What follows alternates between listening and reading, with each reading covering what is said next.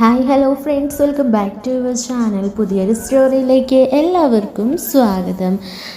അങ്ങനെ നമ്മുടെ വിഷ്ണുവിനാണെങ്കിൽ ഒരു ജോലിയൊക്കെ കിട്ടുകയാണ് കേട്ടോ. പക്ഷെ അതൊരു കളിപ്പീര് കമ്പനി ആയിരിക്കും. അതൊക്കെ ഇനി വരാൻ പോകുന്നൊരു എപ്പിസോഡാണ് കേട്ടോ. അപ്പോൾ അവിടേക്ക് ജോലിക്കൊക്കെ പോകുന്നുണ്ട്. ഇതേ സമയത്തും മാറാതെ നിൽക്കുന്നത് നമ്മുടെ വിക്രമായിരിക്കും. അങ്ങനെ വിക്രമിനോടുള്ള ദേഷ്യം അച്ഛന് ഓരോ ദിവസവും ഇങ്ങനെ കൂടി കൂടി വരികയാണ് കേട്ടോ. ഈ ഒരു സമയത്ത് വീട്ടിലേക്ക് ചെല്ലുന്ന വിക്രം കാണുന്നത് കമലാമ്മയാണെങ്കിൽ തല ചുറ്റണ പോലെയും തലവേദനയൊക്കെ എടുത്ത് ആകെ ക്ഷീണിച്ചിരിക്കുന്നതാണ്. എന്താ അമ്മേ, എന്താ പറ്റിയെന്ന് ചോദിക്കുമ്പോൾ അതൊന്നും ഇല്ലടാ, ചെറിയൊരു തലചുറ്റലോ അതെന്ത് പറ്റി? അത് പിന്നെ പ്രഷറിൻ്റെ മരുന്ന് തീർന്നിട്ട് കുറച്ച് ദിവസമായി, 2-3 ദിവസമായി. അതാ. എന്നാൽ പിന്നെ അമ്മയ്ക്കത് പറയത്തില്ലായിരുന്നോ? വാങ്ങിച്ചിട്ട് വരത്തില്ലായിരുന്നോ? അമ്മ ആ ടാബ്ലറ്റിൻ്റെ കവറിങ് എടുത്തേ എന്നിങ്ങനെ പറയാൻ കേട്ടോ. അതൊന്നും വേണ്ടടാ അമ്മ അതിങ്ങ് എടുത്തേ എന്ന് പറഞ്ഞുകൊണ്ട് നിൽക്കുന്ന സമയത്തായിരിക്കും അച്ഛൻ എവിടേക്ക് വരണത്. അച്ഛൻ പറയുന്നുണ്ട്, എന്തിനാ ഇപ്പം നിനക്ക് അതിൻ്റെ കവറ്? നീ തന്നിട്ട് ഞങ്ങൾ തിന്നണ്ട. ഇനി അത് നീ തന്നിട്ട് തിന്നില്ലാതെ അവൾക്ക് എന്തെങ്കിലും സംഭവിച്ചിട്ടുണ്ടെങ്കിൽ ഞങ്ങളങ്ങ് സഹിച്ചു. എന്താ അച്ഛൻ ഇങ്ങനെയൊക്കെ പറഞ്ഞത്? അമ്മയ്ക്കൊരു മരുന്ന് വാങ്ങിച്ചു കൊടുക്കാനുള്ള അവകാശം പോലും എനിക്കില്ലേ? മരുന്ന് വാങ്ങിക്കാനുള്ള അവകാശം? നീ അവകാശത്തെക്കുറിച്ചൊന്നും നീ പറയണ്ട. നീ ഈ വീട്ടിലെ ഒരു ഗുണ്ടയാണെന്ന് നിനക്കറിയാമല്ലോ. ഈ വീട്ടിൽ നീ വന്നു പൊക്കോട്ടെ എന്നൊരു മനസ്സാ ഞാൻ കാണിച്ചത്. നിന്നെ ഇവള് പ്രസവിച്ചു എന്നുള്ളൊരു ഒറ്റ കാരണം കൊണ്ടാണ്. അത് നീ മറ്റുള്ള കാര്യങ്ങൾക്ക് അവകാശമായിട്ട് എടുക്കണ്ട. നിന്നെ ഞങ്ങൾ മകനായിട്ട് കണ്ടിട്ടുമില്ല. അതുകൊണ്ട് നീ വാങ്ങിച്ചു തന്ന അവൾ കഴിക്കണ്ട. അവൾക്ക് വാങ്ങിച്ചു കൊടുക്കാൻ ഞാനുണ്ട്. എന്താ കമലെ നീ എന്നോട് പറയാഞ്ഞത്? അത് പിന്നെ പെൻഷൻ പൈസ കിട്ടണമെങ്കിൽ ഇനി 2-3 ദിവസം എടുക്കില്ലേ? അതുകൊണ്ടാണ് ഞാൻ പിന്നെ പറയാഞ്ഞത്. അത് സാരിയില്ലല്ലോ, നമുക്ക് സ്റ്റോറിയിൽ നിന്ന് വാങ്ങിക്കത്തില്ലായിരുന്നോ? പെൻഷൻ പൈസ കിട്ടാൻ കുറച്ച് വൈകും എന്നൊക്കെ ഇങ്ങനെ അച്ഛനും പറയുകയാണേ. അമ്മ ആ ടാബ്ലറ്റിൻ്റെ കവറിങ് എടുത്ത് തന്നെ എന്ന് പറയുമ്പോഴത്തേക്കിനും അച്ഛൻ പറയുന്നുണ്ട്, വേണ്ടെന്ന് പറഞ്ഞില്ലേ, നിൻ്റെ ഒരു ഇതും ഞങ്ങൾക്ക് ആവശ്യമില്ല എന്ന് പറഞ്ഞിട്ട് അച്ഛൻ അങ്ങനെ അകത്തേക്ക് കയറി പോവുകയാണ്. ഈ സമയത്ത് വിക്രം പറയുന്നുണ്ട്, അമ്മേ അച്ഛൻ പറയണൊന്നും അമ്മ കാര്യമാക്കണ്ട. എനിക്ക് ഇതിനുള്ള അവകാശം പോലും ഇല്ലേ. ഞാൻ അമ്മയുടെ മോനല്ലേ.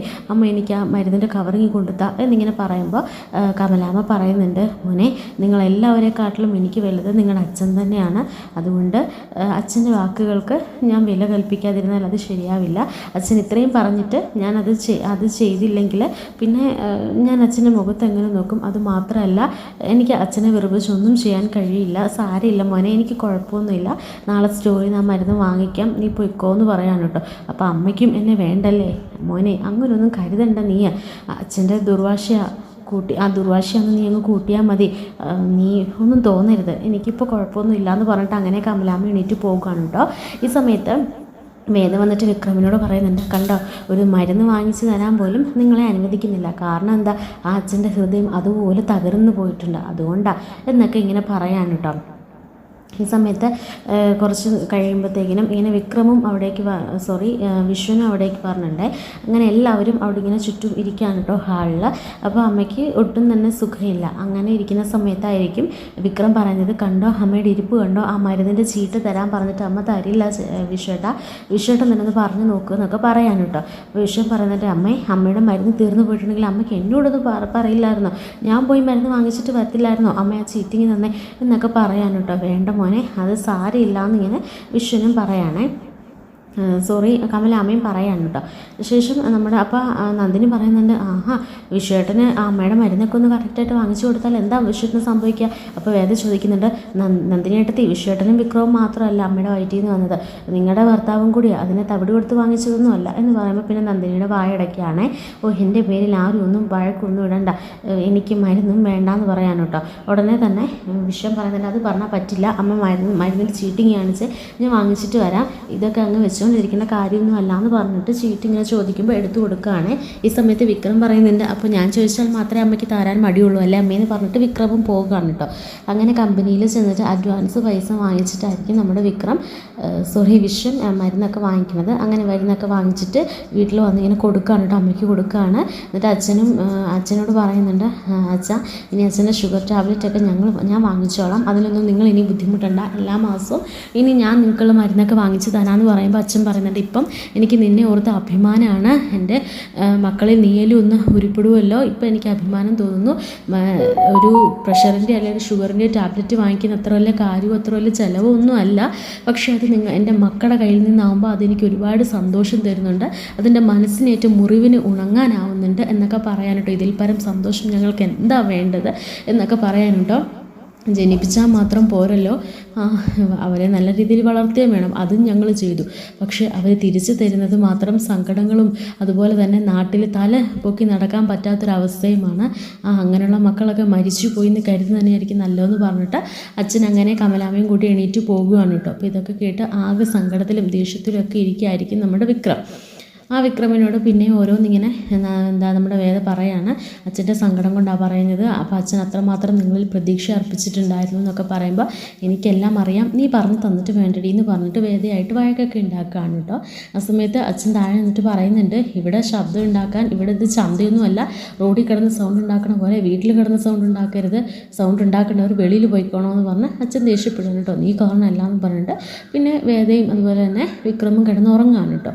പിന്നീട് കാണിക്കുന്ന എന്താണെന്ന് വെച്ച് കഴിഞ്ഞാൽ വേദയുടെ അമ്മയാണെങ്കിൽ വിളിച്ചിട്ട് പറയുന്നുണ്ട്, മോളെ നാളെ ഒരു പ്രത്യേക ചടങ്ങുണ്ട് അമ്പലത്തിൽ.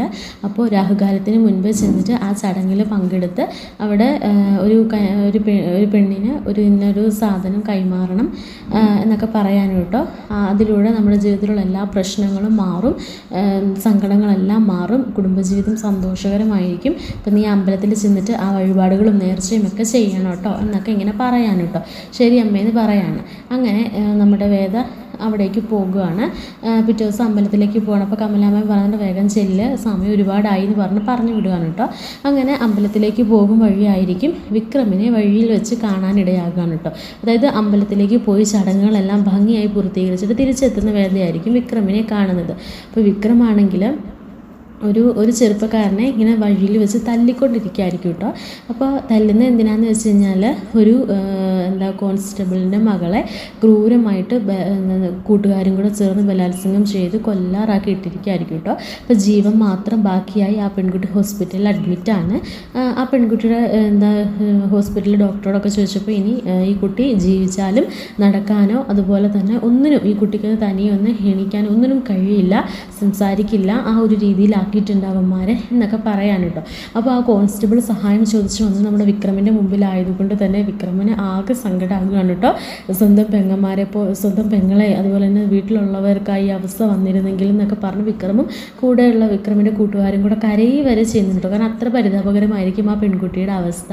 അത് കണ്ടിട്ട് വിക്രം പറയുന്നുണ്ട്, എനിക്കിത് കണ്ടിട്ട് പിടിച്ചു നിൽക്കാനാവില്ല, അവനെ കൊല്ലാതെ കൊല്ലണം, അവനും ഈ വേദന അനുഭവിക്കണം, അവൻ ഈ വേദന അറിയണം എന്നൊക്കെ പറഞ്ഞിട്ട് വിക്രം ആ ഒരു വെറിയോടെ ആ ഒരു ദേഷ്യത്തോടു കൂടി തന്നെ വിക്രമും കൂട്ടുകാരും കൂടെ അവൻ്റെ വീട്ടിലേക്ക് പോകുകയാണ് കേട്ടോ.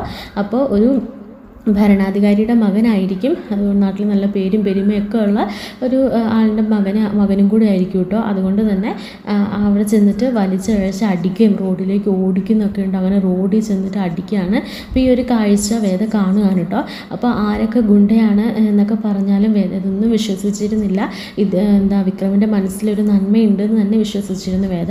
പക്ഷെ നടു റോഡിലെ ഈ വിക്രമിൻ്റെ പ്രഹസനം വേദയ്ക്ക് ഒട്ടും തന്നെ ഇഷ്ടപ്പെട്ടില്ല കേട്ടോ. അപ്പോൾ സങ്കടം വിക്രമിനോട് ദേഷ്യം അത്രയും കാലം വിക്രമിനോട് തോന്നിയ ആ ഒരു സ്നേഹമല്ല ആ ഒരു നിമിഷത്തിൽ പൊലിഞ്ഞു പോകുകയാണ് കേട്ടോ. അങ്ങനെ വിക്രം ആ പയ്യനെ അടിച്ചൊതുക്കുകയാണ്. അങ്ങനെ അവനും ആ പെൺകുട്ടി കിടക്കണ പോലെ തന്നെ ഹോസ്പിറ്റലിൽ എല്ലുകളെല്ലാം ഞുറുങ്ങി കിടക്കാനുണ്ട്. അപ്പോൾ ഡോക്ടർ പറയുന്നുണ്ട്, ആ പയ്യൻ്റെ അച്ഛനോട് പറയുന്നുണ്ട്, എല്ലുകളെല്ലാം ഞുറുങ്ങി പോയിട്ടുണ്ട്, എന്തൊരടിയാണെന്നറിയില്ല, എന്തോ ഒരു വൈരാഗ്യം വെച്ച് തീർക്കണ പോലെ ആയിരിക്കും ഇനി ഈ പയ്യൻ എണീറ്റ് നടക്കാൻ കഴിയുമെന്നൊന്നും എനിക്ക് തോന്നുന്നില്ല, അതുപോലെ നട്ടലിനൊക്കെ ക്ഷതമേറ്റിട്ടുണ്ട് എന്നൊക്കെ പറയാൻ കേട്ടോ. അങ്ങനെ പോലീസിൽ കേസൊക്കെ ആവുന്നുണ്ട്. ശേഷം വേദ വീട്ടിലേക്ക് വന്നിട്ട് വിക്രമിനോട് ചോദിക്കുന്നുണ്ട് എവിടെ പോയിരുന്നു എന്ന്. അത് നിന്നോട് പറയേണ്ട കാര്യമില്ല എന്ന് പറയുമ്പോൾ പിന്നെ നിങ്ങളുടെ കയ്യിൽ എന്താ ബ്ലഡ് എന്ന് ചോദിക്കുകയാണ്. അപ്പോൾ എല്ലാവരും ഇങ്ങനെ കയ്യിലോട്ട് നോക്കണം. അപ്പോൾ കമലാമ്മ ഓടി വന്നിട്ട് ചോദിക്കുന്നുണ്ട്, എന്താ നിൻ്റെ കയ്യിൽ, എന്താ നിനക്ക് പറ്റിയെന്നൊക്കെ ചോദിക്കുമ്പോൾ എന്താ പറ്റിയെന്ന് നടു റോട്ടിലിട്ട് ഒരുത്തനെ തല്ലി ചതക്കിയായിരുന്നു, ആ പാവത്തിനെ തല്ലി ചതച്ച് ഇനി കൊന്നോ ഇല്ലയോ എന്ന് ദൈവത്തിനറിയാം എന്നൊക്കെ പറയുമ്പോൾ വിക്രം പറയുന്നുണ്ട്, അതിന് നിനക്കെന്താ, ഞാൻ കൊല്ലും, ചിലപ്പോൾ കൊല്ലാതിരിക്കും, കൊല്ലാൻ വേണ്ടി തന്നെയായിരുന്നു, പക്ഷേ വേണ്ടെന്ന് വെച്ചിട്ടാന്നൊക്കെ പറയുമ്പം അച്ഛന് പറയാണ്, ഓഹോ അപ്പോൾ ഗുണ്ടായിസും ഇപ്പോഴും തുടരുന്നുണ്ടല്ലേ, ഒരുത്തനെ കൊല്ലുക അല്ലേ, അപ്പം ഗുണ്ട എന്നുള്ള പേര് മാറ്റി ഇനി കൊലപ്പുള്ളി എന്നുള്ള പേരാക്കാൻ വേണ്ടിയിട്ടായിരിക്കും നിൻ്റെ പുറപ്പാടല്ലേ.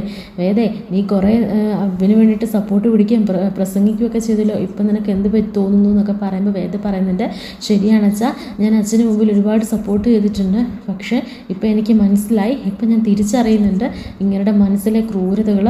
ഒരു പെൺകുട്ടികളെ മക്കളെ ദ്രോഹിക്കുകയോ അല്ലെങ്കിൽ അവരെ മോശമായിട്ട് പെരുമാറുകയോ ചെയ്യാത്തൊരു ഹൃദയം ഇയാൾക്കുള്ളത് കൊണ്ട് ഇയാൾ ശുദ്ധനാണെന്ന് ഞാൻ വിശ്വസിച്ചു. പക്ഷേ ഇപ്പോൾ എനിക്ക് മനസ്സിലായി ഇയാളുടെ മനസ്സ് കൊടും വിഷമാണെന്ന് എന്നൊക്കെ ഇങ്ങനെ പറയാൻ കേട്ടോ. അങ്ങനെ കമലാമ്മയും ഒക്കെ കൂടി എല്ലാവരും കരച്ചിലും അതുപോലെ തന്നെ വിക്രമിനെ ശകാരിക്കുകയൊക്കെ ചെയ്യുന്നുണ്ട്. അങ്ങനെ വിക്രം ദേഷ്യത്തോടെ ഉള്ളിലേക്ക് കയറി പോകുമ്പോൾ കമലാമ്മ ചോദിക്കുന്നതിന് എന്തിനാണ് നീ അങ്ങനെ ചെയ്തത്? അതെനിക്ക് നിങ്ങളോട് പറയാൻ ബുദ്ധിമുട്ടുണ്ട്, അതുകൊണ്ടാണ് എൻ്റെ സ്ഥാനത്ത് നിങ്ങളാണെങ്കിൽ അങ്ങനെ ചെയ്യുള്ളൂ എന്ന കാരണമൊന്നും ഞാൻ പറയാൻ നിൽക്കുന്നില്ല എന്ന് പറഞ്ഞിട്ട് അങ്ങനെ വിക്രം പോകുകയാണ് കേട്ടോ. അപ്പോൾ എല്ലാവരും വേദയും ആകെ സങ്കടത്തിൽ നിൽക്കുകയാണ്. ഈ സമയത്ത് വിക്രമിനെ വിളിക്കുന്നുണ്ട് കേട്ടോ. വിളിച്ചിട്ട് പറയാണ്, എടാ നീ ഒന്നുകൊണ്ടും പേടിക്കണ്ട, നിൻ്റെ പേര് സാക്ഷി പറയാനൊന്നും ആളില്ലാത്തതുകൊണ്ട് ഈ കേസ് അങ്ങ് ഒതുങ്ങിപ്പോക്കോളും, നീ പേടിക്കണ്ട, നമ്മുടെ പിള്ളേരെ പറഞ്ഞു വിട്ടിട്ടുണ്ട് എന്നൊക്കെ ഇങ്ങനെ പറയാൻ കേട്ടോ. ഇത് കേൾക്കുമ്പോൾ വേദയ്ക്ക് നല്ല ദേഷ്യം വരികയാണേ. വേദയാണെങ്കിൽ എന്നിട്ട് തീരുമാനിക്കുകയാണ് വിക്രമിനെതിരെ കേസ് കൊടുക്കണമെന്ന് തീരുമാനിച്ച് വിക്രമിനെതിരെ സാക്ഷി പറയാനും കേസ് കൊടുക്കാനും വേദ പോകുകയാണ് കേട്ടോ. അത് എന്നിട്ട് വേദ തിരിച്ചു വരികയാണ്. തിരിച്ചു വരുമ്പോഴത്തേക്കിനും കമലാമ്മ ഇങ്ങനെ പോലീസ് കേസായി എന്നൊക്കെ അറിയുന്നുണ്ട്. അപ്പോൾ കമലാമ്മ ചോദിക്കുന്നു, നീ എവിടെ പോയതാണെന്ന് ചോദിക്കുമ്പോൾ അത് പിന്നെ എന്നിങ്ങനെ പറയുമ്പോൾ, അപ്പോൾ നീ കേസ് കൊടുക്കാൻ പോയതാണെന്ന് നന്ദിനിയുടെ അടുത്ത് ചോദിക്കുന്നുണ്ട്. അതെ, കേസും കൊടുത്തു, സാക്ഷ്യം പറഞ്ഞിട്ട് ഞാൻ വന്നതെന്ന് പറയാനേ. അപ്പോൾ കമലാമ്മ, നീ എന്തിനാടി ഇങ്ങനെ എൻ്റെ മോനോട് ചെയ്തതെന്ന് ചോദിക്കുമ്പോൾ, അമ്മയെ അർഹതപ്പെട്ട ശിക്ഷ കിട്ടണം, അതിന് വേണ്ടിയിട്ട് ഞാൻ ചെയ്തതാണ്, അല്ലാതെ മറ്റൊന്നിനും അല്ല എന്ന് പറയുമ്പോഴത്തേന് അർഹതപ്പെട്ട ശിക്ഷയോ? ഇനി അവൻ്റെ ജീവിതകാലം ആരെയും കാണാൻ കഴിയുമോ? ഇനി അവൻ്റെ ജീവിതം തുലച്ചില്ലേ, നീ മര്യാദയ്ക്ക് ഇവിടെ നിന്ന് ഇറങ്ങിക്കോണം എന്നൊക്കെ പറഞ്ഞിട്ട് കമലാമ്മ ആകെ അങ്ങ് ഷൗട്ട് ചെയ്യാണ് കേട്ടോ. അപ്പോൾ വേദയും ഒട്ടും പ്രതീക്ഷിച്ചില്ല. അങ്ങനെ വേദയാണെങ്കിൽ ആ ഒരു തീരുമാനത്തിൽ മുൻപോട്ട് പോകുകയാണ് കേട്ടോ.